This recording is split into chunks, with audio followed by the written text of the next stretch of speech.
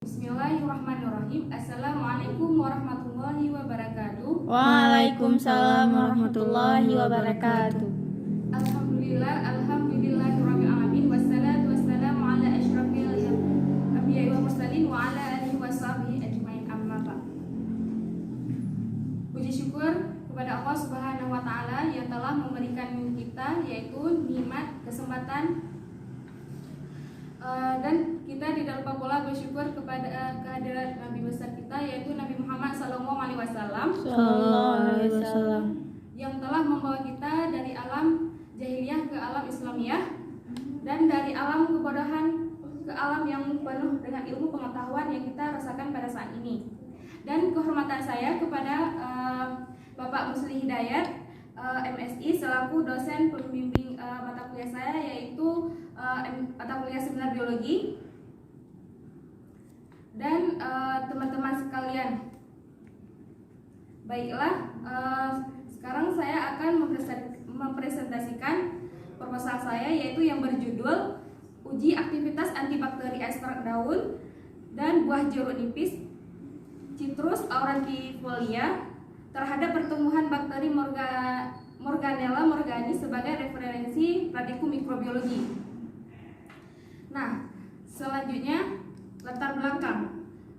Latar belakang yaitu ada keracunan makanan olahan ikan, yang kedua senyawa histamin, dan yang ketiga bakteri gram negatif atau Morganella morgani, yang keempat ekstrak daun dan buah jeruk nipis, yang kelima zat antibakteri, dan yang keenam praktikum daya kerja antimikroba atau antibiotik, dan pada referensi praktikum mikrobiologi.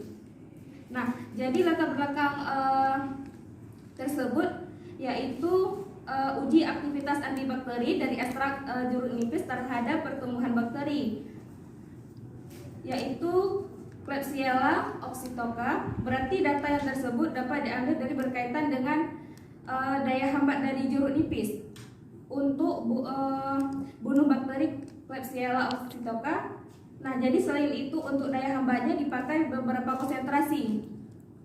Selanjutnya ada firman Allah Subhanahu wa taala dalam Al-Qur'an surah Al-Isra ayat 82 yang berbunyi Bismillahirrahmanirrahim wa nunazzilu minal qur'ani ma huwa syifaa'un wa rahmatul lil mu'minin wa la yaziduz zalimina illa khasara. Dan yang artinya itu, dan kami turunkan dari Al-Qur'an sesuatu yang menjadi penawar dan rahmat bagi orang-orang yang beriman.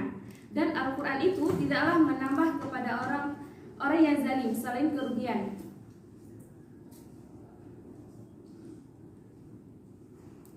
Selanjutnya ada rumus masalah, yaitu yang pertama kandungan dan zat aktif apa saja yang terdapat dalam ekstrak daun dan buah jeruk nipis.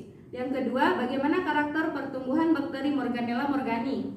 Yang ketiga, pada konsentrasi beberapa dari ekstrak daun dan buah jeruk nipis yang paling optimum menghambat pertumbuhan Morganella morgani. Yang keempat, bagaimana hasil uji kelayakan terhadap modul praktikum dan video pembelajaran yang dihasilkan pada penelitian ini sebagai referensi praktikum mikrobiologi. Dan yang terakhir, bagaimana hasil respon mahasiswa terhadap modul praktikum dan video pembelajaran yang dihasilkan pada penelitian ini sebagai referensi praktikum mikrobiologi. Selanjutnya ada tujuan penelitian. Yang pertama, untuk menganalisis kandungan dan zat aktif yang terdapat dalam ekstrak daun dan buah jeruk nipis. Yang kedua, untuk mendeskripsikan karakter pertumbuhan bakteri Morganella morgani. Yang ketiga, untuk menganalisis konsentrasi yang tepat dari ekstrak daun dan buah jeruk nipis dalam menghambat pertumbuhan bakteri Morganella morgani. Yang keempat, untuk menganalisis hasil uji kelayakan modul praktikum dan video pembelajaran yang dihasilkan pada penelitian ini sebagai referensi praktikum mikrobiologi. Dan yang terakhir, untuk mengkaji hasil respon mahasiswa terhadap output yang dihasilkan pada penelitian ini sebagai referensi praktikum mikrobiologi. Selanjutnya ada manfaat penelitian. Nah, manfaat penelitian ini terbagi dua, yaitu manfaat teoritis dan manfaat praktis. Nah, manfaat teoritis yaitu dapat menghasilkan referensi praktikum mikrobiologi berupa modul praktikum dan video pembelajaran, dan diharapkan dapat memberikan pengetahuan bagi mahasiswa dan masyarakat terhadap proses pertumbuhan bakteri Morganella morgani dan aktivitas antibakteri yang terdapat dalam ekstrak daun dan buah jeruk nipis. Sedangkan manfaat praktis yaitu dapat menghasilkan modul dan video pembelajaran khusus materi daya antimikroba atau antibiotik pada praktikum mikrobiologi bagi mahasiswa, sehingga dapat memberikan pemahaman kepada mahasiswa tentang uji antibakteri dari ekstrak daun dan buah jeruk nipis. Selanjutnya ada metode penelitian. Metode penelitian yaitu menggunakan metode eksperimen atau rancangan penelitian atau proses quality control group design, yaitu dengan metode pengujian antibakteri. Selanjutnya ada tempat dan waktu penelitian. Penelitian ini akan dilaksanakan pada bulan Maret sampai Juni 2022 di Laboratorium Mikrobiologi Pendidikan Biologi Fakultas Tarbiyah dan Keguruan UIN Araniri. Objek penelitian yaitu objek pada penelitian ini adalah bakteri Morganella morgani 0121 yang didapatkan dari Food and Nutrition Culture Collection dan masing-masing 1,5 kg daun dan buah jeruk nipis.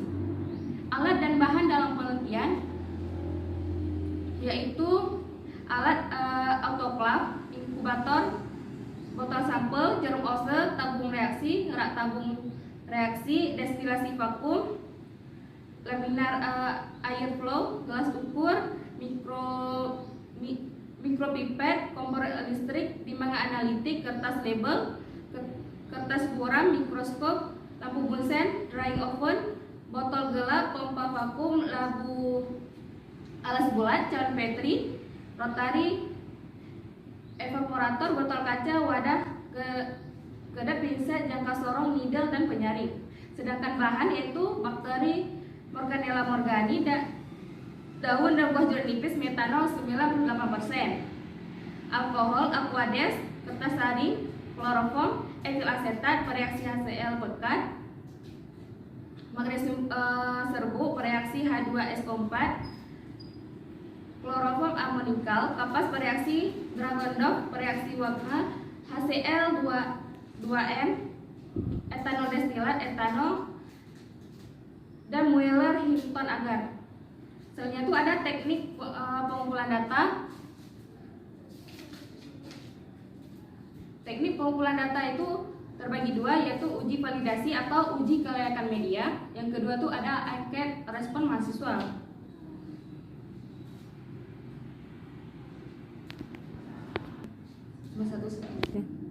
Selanjutnya ada teknik analisis data. Yang pertama itu analisis data hambat ekstrak daun dan buah jeruk nipis, atau disebut juga ada metode one way ANOVA.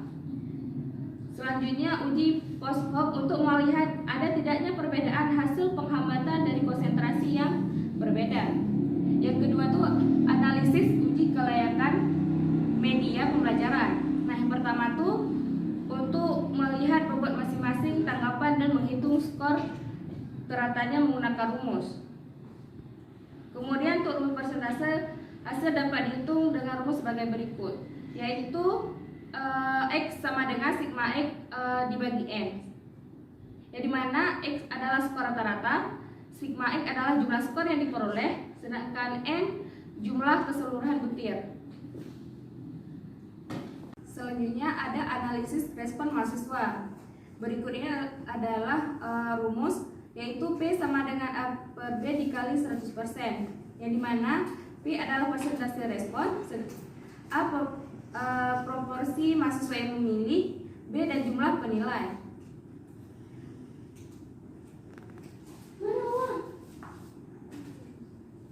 Baiklah, cukup sekian presentasi proposal saya. Apabila ada kekurangan, saya mohon maaf. Wabillahi taufiq wal hidayah. Wassalamualaikum warahmatullahi wabarakatuh. Waalaikumsalam warahmatullahi wabarakatuh.